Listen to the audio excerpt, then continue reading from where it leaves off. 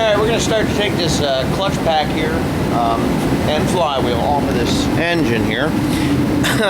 Excuse me. Pretty simple. It's just these bolts here. They're nothing special. I think they're 3/8 bolts.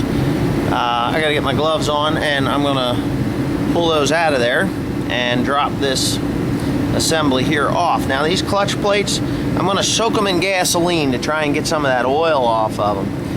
Because there's really, I don't think there's anything wrong with them. I'm gonna, you know, once they get embedded with oil, it's really hard to get them to be straightened out. So I'll see how bad they are, and then we'll go from there. But first things first, I'm gonna pull these bolts out here and get this off.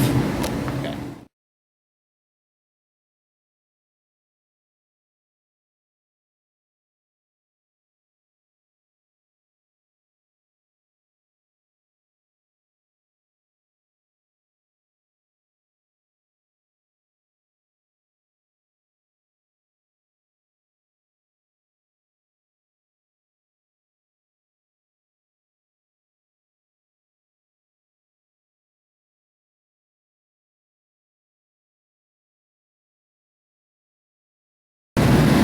Alright,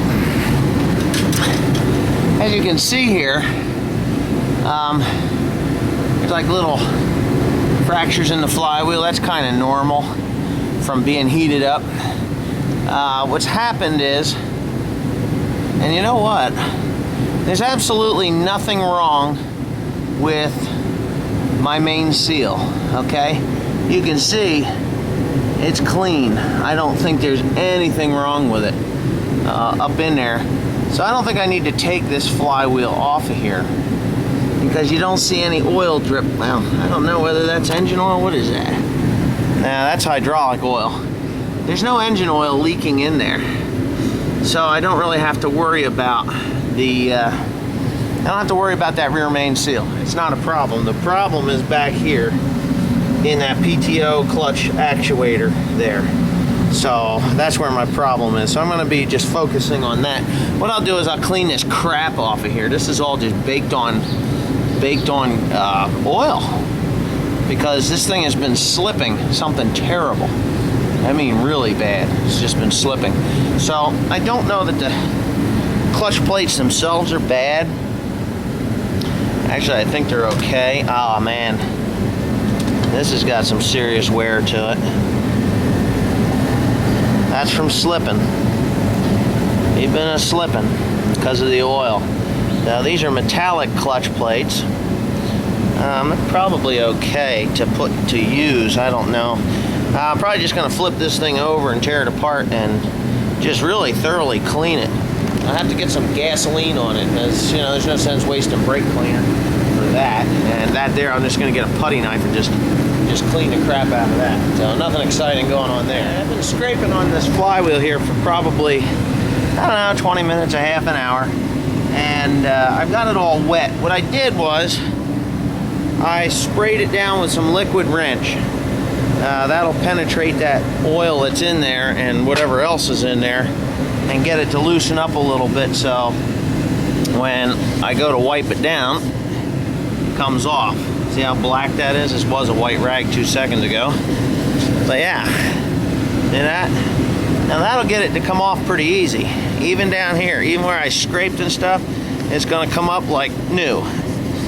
And after I'm done with that, I've got some gasoline there. I'm gonna shut the heater off because I don't wanna burn the building down.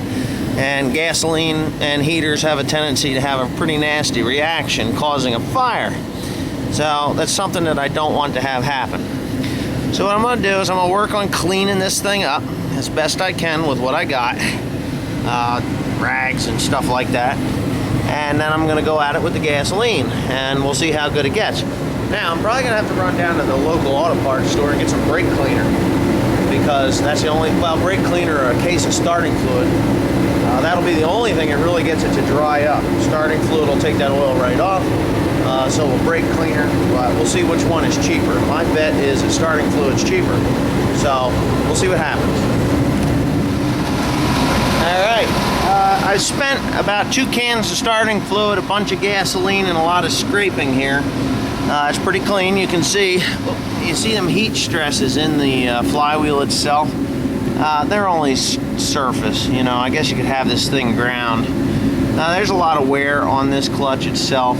Well, I guess it's probably got 14,000 hours through it. You know, this isn't a new tractor. It's 38 years old. But yeah, it cleaned up pretty good.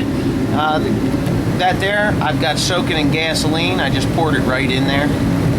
As you can probably smell it, I turned the heater back on, but I moved it away. There's a clutch plate there that I should probably, that's a power takeoff clutch. I should probably replace the damn thing. But, you know, I just haven't gotten, I don't know whether I am or not. I should probably replace it. I think I got one laying around here for the 4020, which I think they were the same.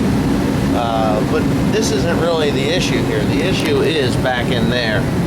So I'm just cleaning this clutch up. I'm going to stick that pack back together. And, you know, once I get it cleaned up, and then from there, I will go ahead and move on to tearing apart the power takeoff hydraulic actuator there, and we'll see how bad that is. And if I have to wait for parts, or if I can just put new O-rings in and go from there, which is, I think that's all I'm going to need is new O-rings. The packings should not be bad. It just depends. We'll see.